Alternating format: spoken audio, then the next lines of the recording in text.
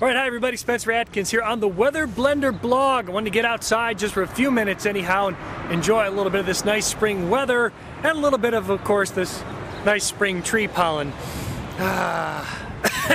Anyhow, well, it looks like the weather's going to make a huge turnaround, talking about going from freezing marks to just incredible summer-like weather.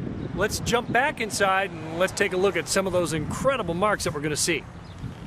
Okay, back inside once again. Now let's talk a little bit about what we've seen. And what we've seen has been a couple of very cold nights due to the fact, of course, that we've had clear skies, a bit of a northerly wind. Radar shows us just some fantastic conditions out here. Clear conditions now, no precipitation showing up. Big area of high pressure as we check out the surface map from Florida. Now that the surface extends back to Mississippi, but there's a huge bubble of high pressure in the upper levels of the atmosphere. We'll get to that in just a minute. Looking out back to the west to the Great Plains, out in the Dakotas, big area of low pressure. That's one to watch.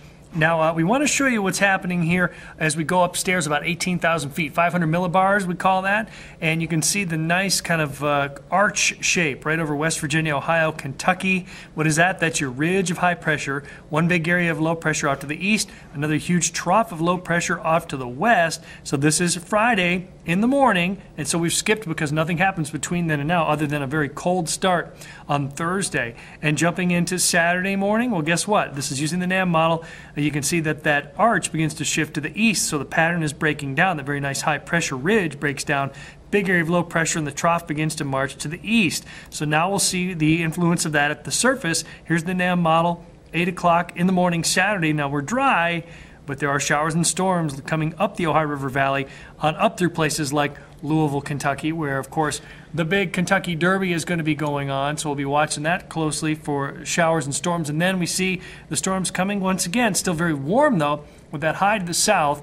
The storms coming here at 8 o'clock. Yep, we have them, especially north of I-64. So really marching right up the Ohio River Valley, according to this weather model.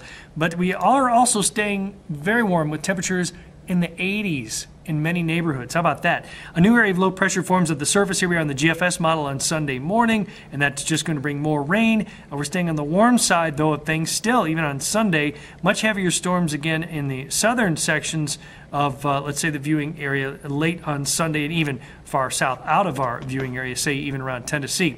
Here's a look at how much rain we think we could see. Now this is what's called a QPF forecast, and it's put out by what's known as the HPC. So in other words, government forecasters and supercomputers, and it's something like 1 to 2 inches of rainfall on the weekend. So I would have plan B ready to go. And the storm threat area for Saturday looks like it's just right on up to the area. Boy, does that look familiar, just like last weekend. So just a quick forecast with the Kentucky Derby, 75 degrees, 70% chance of showers and thunderstorms. And our 7-day forecast, once again, shows you how things are going to be so very cold early Thursday here, and then just continue to skyrocket into the 80s by Friday.